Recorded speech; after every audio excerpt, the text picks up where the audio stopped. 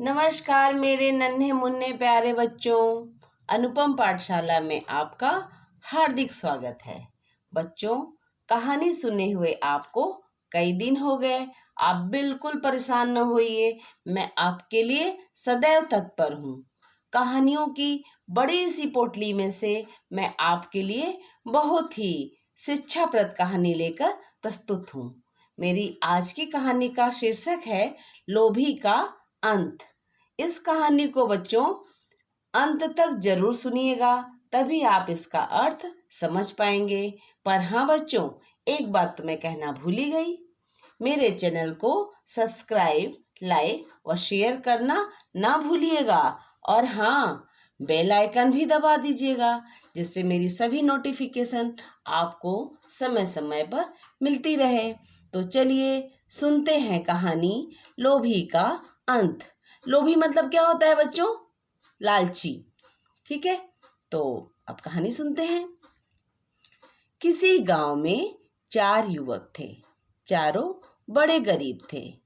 इन चारों युवकों ने एक रात बैठे बैठे अपने भविष्य के बारे में बड़ी गंभीरता से सोचना शुरू किया कि हम लोग कब तक ऐसे मारे मारे फिरते रहेंगे, कब तक अपने माँ बाप पर बोझ बने रहेंगे। हमें शहर जाकर कोई काम करना चाहिए। एक युवक ने उन सब से कहा। उसकी बात से सभी सहमत हो गए। दूसरे दिन सुबह ही वे लोग शहर की ओर चल पड़े।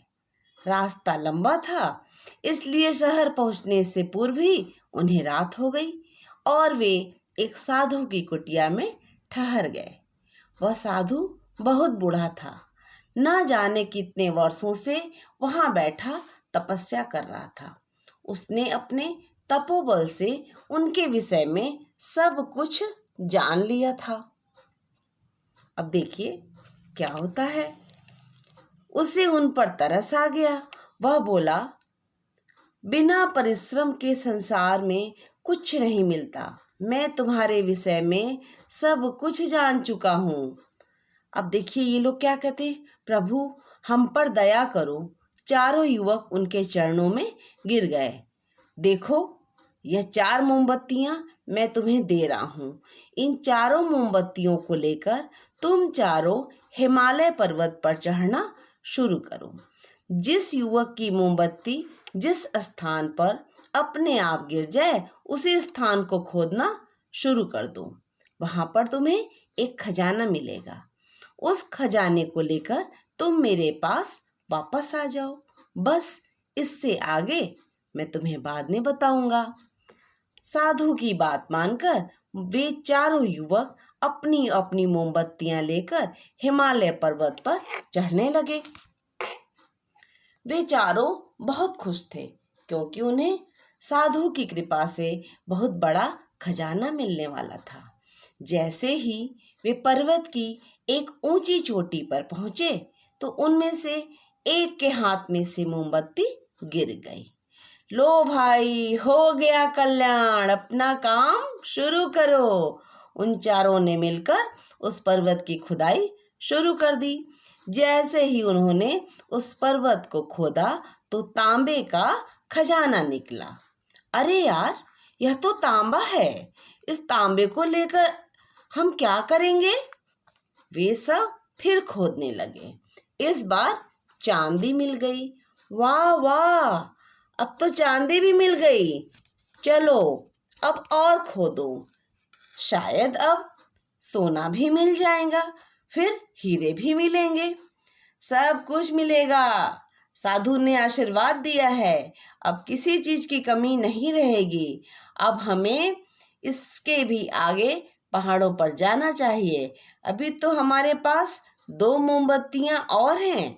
आगे हमें बहुत धन मिल सकता है। देखो दोस्तों, एक युवक बोला, अधिक लालच ठीक नहीं। जो मिला है वही लेकर साधु के पास चलो। उसका समर्थन सिर्फ एक युवक ने किया। बाकी 2 अधिक धन के लालच में आगे बढ़ गए। वो लोभ में यानी लालच में फंस चुके थे। जैसे ही वह एक ऊंचे पर्वत पर पहुंचे, तो तीसरे के हाथ से मोमबत्ती गिर पड़ी। उस स्थान को खोदते खोदते वे नीचे तक पहुंचे तो वहां से उन्हें सोने का खजाना मिला। तीसरे ने चौथे से कहा, चल भाई, अब हम भी वापस चलते हैं, हमें हमारा खजाना मिल गया। नहीं भैया, अभी तो चौथी मोमबत्ती बाकी है, हमें और आगे चलना चाहिए। हो सकता है उस खजाने में हमें हीरे मोती मिल जाएं। नहीं भाई नहीं, अब मैं और आगे नहीं जाऊंगा, अपने लिए इतना सोना ही काफी है। तुम चाहो तो आगे जाओ, मैं तो चला। ठीक है, अब मैं खजाना लेकर ही जाऊंगा। चौथा युवक, जो बहुत लालची था, आगे बढ़ने लगा। बच्चों, आपको बात समझ में आ रही है? 3 युवक, जिसको एक को तांबे का खजाना मिला, एक को सोने का मिला, एक को चांदी का मिला, वापस हो लिए। जो चौथा मित्र था वो बहुत लालची था, उसे लग रहा था आगे चल के शायद हीरे की खदान मिल जाए, तो वो नहीं लौटा। अपने तीनों साथियों को छोड़कर वह अकेला मोमबत्ती लिए पहाड़ पर चढ़ रहा था। आगे चलकर उसने देखा कि एक आदमी पहाड़ी पर खड़ा है, उसके माथे पर हीरा चमक रहा था। अरे वाह, मिल गया मिल गया मिल गया, हीरों का खजाना मिल गया। ऐसे चिल्लाता हुआ वह युवक एकदम पागलों जैसा व्यवहार करने लगा। जैसे ही वह युवक आगे बढ़ा तो उस आदमी के माथे पर लगा हीरा चक्र का रूप धारण करके घूमता हुआ उसके माथे पर आ गिरा। किसके माथे पर? जो चौथा लालची युवक था। डर के मारे उसका सारा शरीर कांपने लगा। अरे यह क्या? आपने मुझे इस तरह से क्यों मारा? इन हीरों को पाने के लिए तो मैं यहाँ आया हूँ। ओ मूर्ख लालची इंसान, तूने साधु का कहना नहीं माना, फिर अपने मित्रों का भी कहना नहीं माना। एक दिन मैंने भी यही भूल की थी और लालच में अंधा होकर इस खजाने को पाने के लिए चला आया था। इस जादू के चक्कर को मैंने भी हीरा समझा था। इसने मुझे इस प्रकार जकड़ लिया कि मैं आज तक मुक्त नहीं हो सका, लेकिन आज मैं मुक्त होकर जा रहा हूँ, क्योंकि मेरे स्थान पर अब तुम इसके बंदी बनोगे। लेकिन भैया, मुझे भी ले चलो।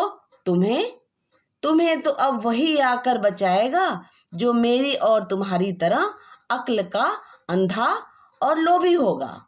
यह कहकर वह युवक भी चलता बना। देखा बच्चों, किस प्रकार वह अत्यधिक लालची इंसान जादुई हीरे के चक्र में फंस गया, और वह तब तक वहां फंसा रहेगा जब तक कोई दूसरा बड़ा लालची उस स्थान पर नहीं पहुंच जाता। अगर यह युवक भी अपने मित्रों के साथ वापस लौट जाता और मिले हुए सोने के खजानों से खुश रहता, तो शायद उसकी यह दशा ना होती। इसलिए कहा गया है बच्चों कि लालच बहुत बुरी चीज है, अतः हमें लालच नहीं करना चाहिए। तो बच्चों, आपको आज की कहानी कैसी लगी, ये आप हमें कमेंट बॉक्स में अवश्य लिखकर बताइएगा।